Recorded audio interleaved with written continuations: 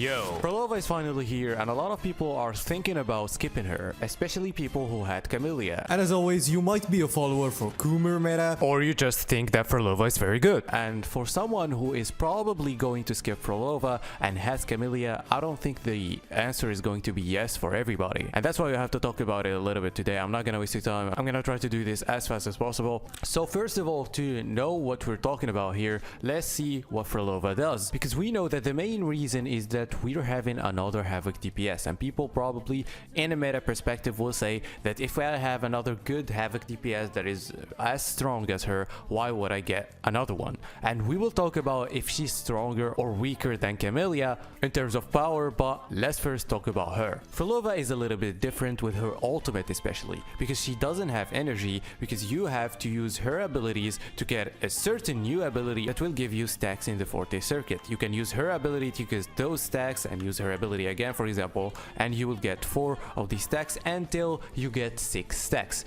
Getting 6 stacks with Phrolova will give you your ultimate, and this ultimate is usable on field or off field. You can use her puppet on field or she will strike with you off field, especially if you use more echoes. So basically, when you use her ultimate and you use echoes with other characters, she's gonna strike even more, as she's gonna do a very good amount of damage. So she's basically a cool character, a different character. I think the gameplay is really cool. I don't know, some people might not like the puppet gameplay, but it's not really that gameplay that you should like, oh, I should stay on field with her and use her. No, not actually. So it's like you can ult, just wait for the ult to finish, and then you can switch to another character and use the echoes, and this same echo that Phrolova has will strike with you. And so Cantarella will be automatically a cool character that could be used with Phrolova. She's the best character, and this is probably the first problem. Phrolova's teams are a little bit limited, although Phrolova herself is very flexible, but the best team for Phrolova that by a good margin needs Cantarella, because Cantarella is the one that completes Phrolova here. If you're planning to pull for Phrolova or her weapon and you're gonna spend some Lunite, you probably want to save some cash, right? Then LD Shop is your best play to do that. I'll show you exactly why. LD Shop offers huge discounts on almost everything you can buy in your favorite gacha games. For example, let's check out Wuthering Waves. The monthly pass normally costs $5, but on LD Shop it's only $3.84. Pretty great, right? Claiming these discounts is super simple. Just pick the item you want, click top up, and complete your payment. You'll need your current linked account email, password, and username, and for other gachas you only need your UID. I know it might feel a bit off, but LD Shop already handles sensitive accounts data through their emulator, LD Player. So they're very safe and trusted, plus they've got excellent 4.9 reviews on Trustpilot. Once your payments go through, just wait a few minutes and your items will appear in your account. And here's the best part, new users will get a 15% discount plus an extra 5% off when you use my link in the description and first comment. And if you spend $80 or more in a month, you will get a free Lunite subscription on top of that. So don't miss out. Click on the link in the description and start saving with LD Shop today. And so for people who have Camellya and doesn't have probably a Cantarella or don't have a lot of other characters, you're gonna have it a little bit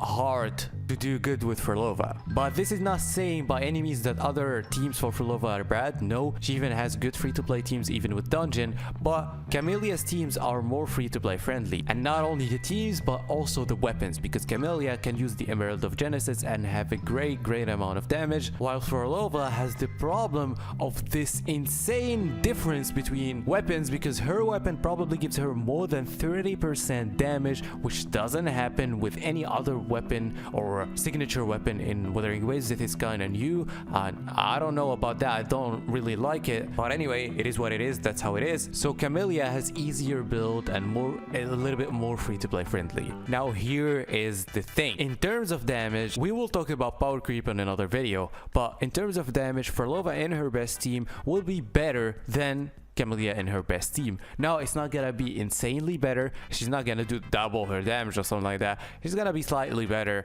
and have slightly better performance. So in terms of meta, you could see now that there is a lot of different reasons to actually skip Phrolova, to be honest. But even for people who don't have Camellya, they still think that they need Cantarella to have good damage with Phrolova. But here is where I will draw the line and say that this is a little bit of a different discussion. And yes, without without any doubt, Cantarella makes her way more powerful, but she's not really that needed as you think. Phrolova is so good that you can use her on a lot of different teams that will give you decent damage that are able to easily clear endgame content. And she's very powerful to the point that if you don't have Camellya, I really advise you to get her. Even if you don't have Cantarella, yes, I still think that Phrolova will be a good pick for you. She's gonna really deliver on the damage, and yes, you can even use her with a character like Gian. Like, she's that good. And you also have to know that it's not really a problem to have two Havoc main DPS. This has never been a bad thing. Yes, we know that some places in the Tower of Adversity would have like a certain type of elemental damage, but also there's another side that could use a lot of types. I really think that's a problem, to be honest. Yes, it's not 100% efficient, but it's not the end of the world. So for people who do not really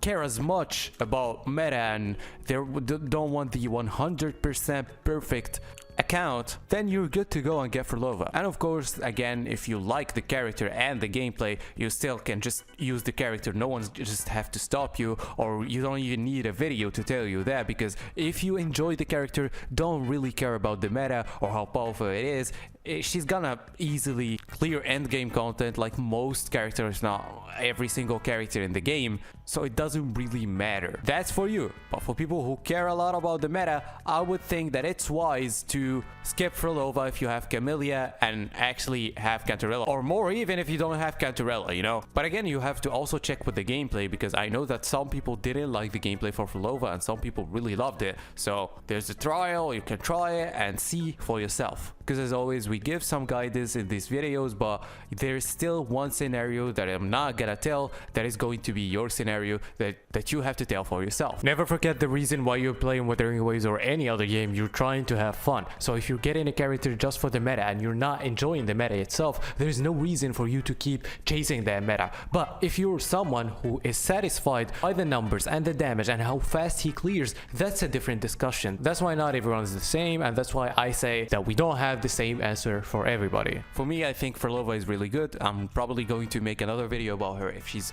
a power creep or not. This is a long-awaited character and it's a really cool one, and we all know that there's a lot of people that are waiting for a villain, that this is our first playable villain, so I'll probably just get her just to get her, you know. So everyone has his different reasons. I try to think about every different scenario, and I hope that I thought about all of them, or at least most of them. And yeah, that was the video. Follow us on Cake, like, comment, subscribe, and yeah, bye bye.